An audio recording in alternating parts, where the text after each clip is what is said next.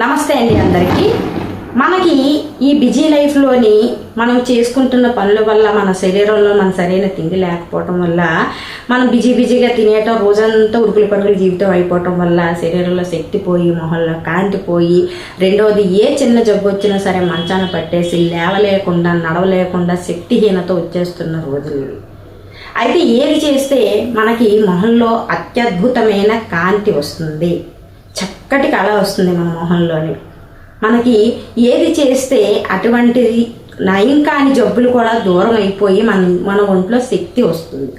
మన ఇంట్లో ఏ పని అనుకున్నా సరే అవ్వకపోతూ ఉంటే ఎందుకు ఇలా జరుగుతుంది అనుకున్నప్పుడు ఈ పరిహారం చేస్తే ఎటువంటి కార్యాలైనా సరే ఎలా ముందుకు వెళ్తాయి అనేది ఈ పరిహారంలో చూస్తామండి.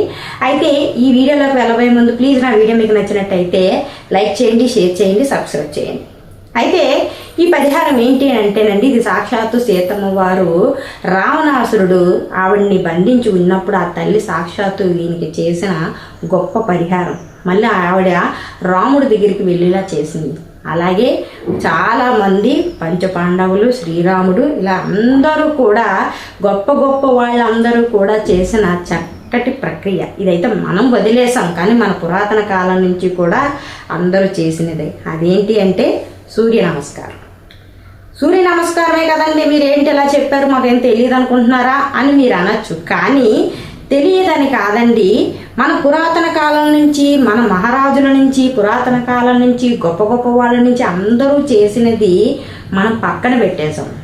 సాక్షాత్తు కనిపించే దైవం ఎవరు అంటే సూర్యుడు. మనకు ఆయన వెలుగు ఉండడం వల్లే మనకు పంటలు పండుతున్నాయి, మన శరీరంలో డి విటమిన్ అనేది కూడా మొదలవుతుంది. ఆయన వేడికే ఇలా అన్నీ కూడా ప్రతిరోజు కూడా సూర్యుని వల్లే మనకి జీవితం గడుస్తుంది. కానీ మన బిజీ లైఫ్లో పడిపోయిన తర్వాత ఎవ్వరం కూడా సూర్య నమస్కారాలు చేయటం అంత శ్రద్ధగా చేయకపోవటం, ఎప్పుడో రథసప్తం వచ్చేటప్పుడే ఆయనకి చేయటం జరుగుతుంది. కానీ అట్లా కాదండి, మీరు ఇప్పుడు మీ ఇంట్లో ఏదైనా పనులు అవ్వటం లేదు, శుభకార్యాలు ఆగిపోయాయి, లేదు అంటే మీకు కొంచెం అనారోగ్యంగా ఉన్నారు, లేదు అంటే మీ మొహంలో కళాకాంతులు తప్పి కాంతిహీనంగా మీరు కనిపిస్తున్నారు. అయితే ఏం చేయాలి? మీరు చక్కటి రాయి చెంబుతోటి బాగా మంచినీళ్ళు తీసుకొని పొద్దున్న స్నానం చేసేసి సూర్యోదయం అవుతున్నప్పుడు అది చెంబు అక్కడ పెట్టేసి ఆయనకి నమస్కారం చేసుకొని ఆయనకి అర్ఘ్యం ఇచ్చేసేయండి. కాసిన నక్షత్రాలు, పసుపు, సూర్యనారాయణమూర్తి సాక్షాత్తు కనిపించే దేవుడు ఆయన. ఆయనకి మనస్ఫూర్తిగా దండం పెట్టుకుని కాసిన అక్షంతలు వేసి అర్ఘ్యం వేసి ఆయనకి నమస్కరించుకొని ఈ రాగి చెంబుతో నీళ్లు రోజంతా కూడా సూర్యకిరణాలు తగిలేలా పెట్టండి. పెట్టిన తర్వాత సూర్యాస్తమయం అయిపోయినప్పుడు ఈ నీళ్లు తీసుకొని మళ్ళీ ఆయనకి ఒక నమస్కారం చేసుకొని మీకు ఏదైతే పని గురించి అనుకుంటున్నారా, లేదంటే మీ మొహంలో కళాకాంతుల గురించి, మీ శక్తి గురించి అనుకుంటున్నారా, లేదంటే మంచాన పడి ఉన్న వాళ్ళకి కూడా ఇది చాలా అత్యద్భుతంగా పనిచేస్తుందండి. వాళ్ళకు కూడా ఈ నీళ్లు పట్టిస్తే కొత్త శక్తి పుంజుకుంటుంది. ఎటువంటి రోగాలున్నా సరే మొట్టుమాయమైపోతాయి, ఎటువంటి ఆగిపోయిన పనులైనా సరే చిటికలు అయిపోతాయి.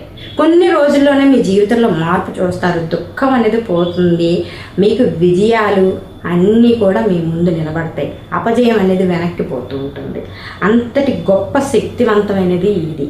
ఈ సూర్య నమస్కారము మీరు చేసుకున్న తర్వాత పొద్దున్నే ఆయన వస్తున్న సమయానికి మీరు స్నానపానాదులన్నీ చేసేసేయండి.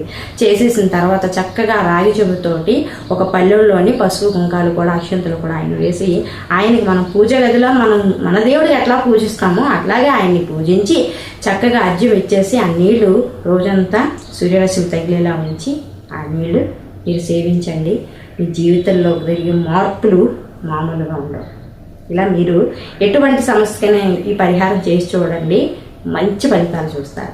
అలాగే నా ఈ వీడియో మీకు నచ్చినట్టయితే ప్లీజ్ లైక్ చేయండి, షేర్ చేయండి, సబ్స్క్రైబ్ చేయండి. జై శ్రీరామ్.